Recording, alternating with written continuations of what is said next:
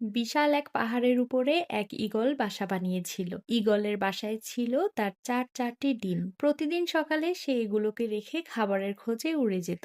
একদিন ঈগল যখন বাসার বাইরে ছিল, তখন ভূমিকম্পে গোটা পাহাড় নড়ে উঠল। এতে ঈগলের একটা ডিম বাসা থেকে ছিটকে পড়ে গেল। গড়াতে গড়াতে সেই ডিম এসে পড়ল পাহাড়ের নিচের এক মুরগির বাসার উঠানে। মুরগি সেই ডিমটিকে নিজের বাসায় নিয়ে গেল, অন্যান্য ডিমের সাথে রাখলো, যত্ন করে তা দিতে থাকলো। একদিন সেই ডিম ফুটে ঈগলের একটি সুন্দর বাচ্চাও বের হলো। মুরগির বাচ্চাদের সাথেই ঈগলের বাচ্চাটি বড় হয়ে উঠতে লাগলো, কিন্তু সে ভেতর থেকে সবসময় অন্য কিছু অনুভব করত।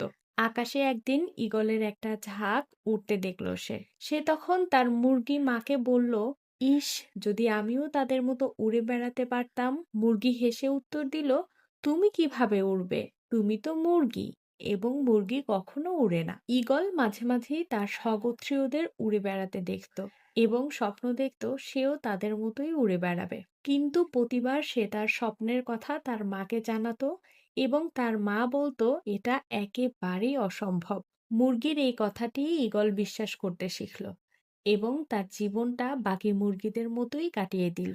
অনেকদিন এভাবে কাটানোর পর একদিন সে মারাও গেল। আসলে আমাদের জীবনেও এটা চরমতম সত্য যে তুমি যা বিশ্বাস করতে শেখো, একদিন তুমি তাই হয়ে উঠবে।